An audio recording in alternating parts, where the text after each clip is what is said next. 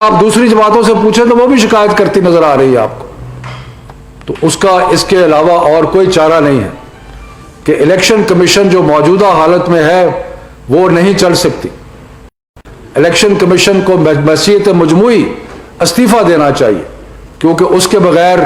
اور کوئی طریقہ نہیں ہے جس سے کوئی اعتماد جو ہے وہ بحال ہو سکے. اگر سیاسی جماعتوں کا، سیاسی لوگوں کا، بلکہ ملک کے عوام کا الیکشن کمیشن پہ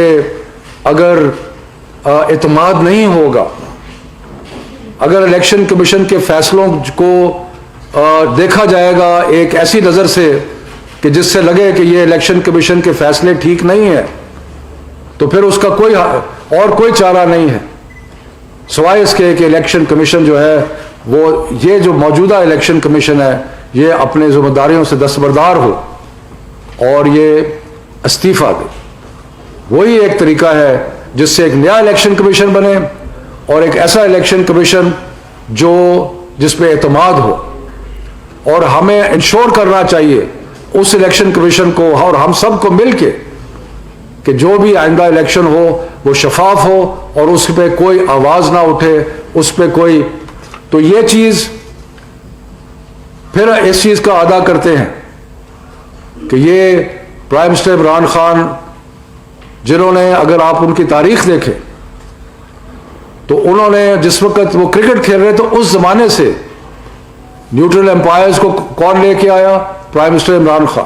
اور اب بھی ہم ہر لحاظ سے یہ چاہتے ہیں کہ جو الیکشن کمیشن ہے وہ ایک نیوٹرل امپائر کا کردار ادا کرے جو کہ وہ کردار ادا نہیں کر رہا. تو اس لیے اور اس کے علاوہ اور کوئی چارہ نہیں ہے کہ وہ ریزائن کرے. اور خاص طور پہ اس لیے کہ سپریم کورٹ کی رولنگ جو تھی اس میں ایک باقاعدہ ایک موقع دیا گیا تھا الیکشن کمیشن کو، اور الیکشن کمیشن اگر چاہتی تو اس فیصلے کی روشنی میں وہ اقدامات کر سکتی تھی، لیکن اس میں الیکشن کمیشن نے وہ نہیں کیا اور اس سے ساری قوم کے اعتماد کو ٹھیس پہنچی اور ایک ہماری جمہوریت کو اس پہ ٹھیس پہنچی اور یہ چیز ان ایکسیپٹیبل ہے. تو اس لیے الیکشن کمشنر صاحب، چیف الیکشن کمشنر اور ان کے ممبران استعفیٰ دیں تاکہ یہ موقع مل سکے ایک نیا الیکشن کمیشن بنانے کا جو کہ سب کے لیے پارلیمان کو موقع ملے اور پارلیمان کو یہ موقع ملے کہ وہ ایک اور الیکشن کمیشن بنائے جس پہ سب کو اعتماد ہو.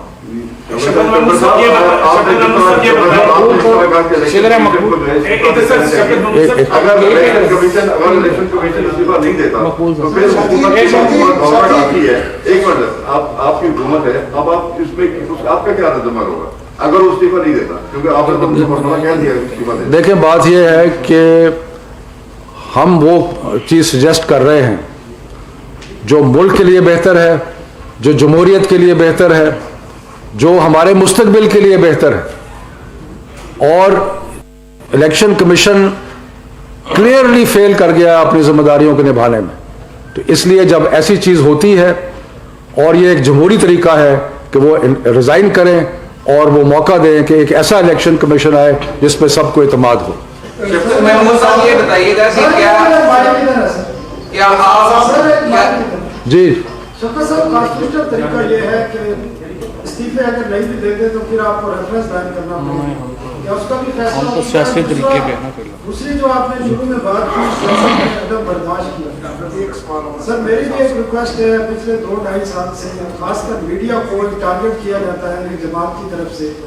اور ہر شریف آدمی کو، اس میں ایسے بھی لوگ ہیں جو بڑی مشکل سے اپنا روزگار پورا کر لیتے ہیں، ان کو بھی لفافہ کیا جاتا ہے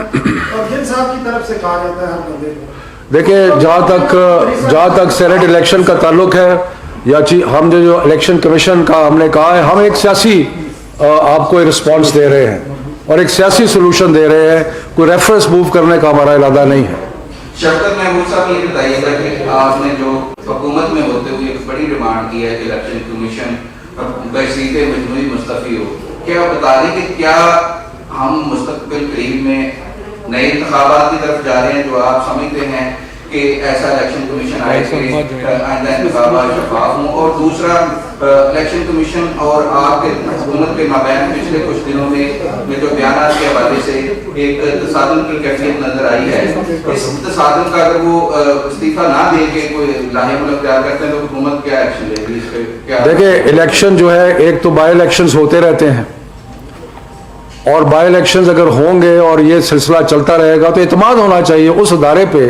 جس ادارے نے الیکشن کنڈکٹ کرنے ہیں۔ باقی جنرل الیکشن تو 2.5 سال کے بعد ہوں گے، لیکن وہ بھی پرائم منسٹر عمران خان اور ہماری جماعت کا ہم یہ سمجھتے ہیں کہ وقت آ گیا ہے کہ ہم اس چیز سے آگے بڑھیں کہ الیکشن جب بھی ہوتا ہے اس کو کوشچن کیا جاتا ہے، تو اس سے آگے بڑھنے کا کیا طریقہ؟ اس سے آگے بڑھنے کا بہترین طریقہ یہ ہے کہ ایک الیکشن کمیشن ایسا ہو جس پہ ساری قوم کو اعتماد ہو۔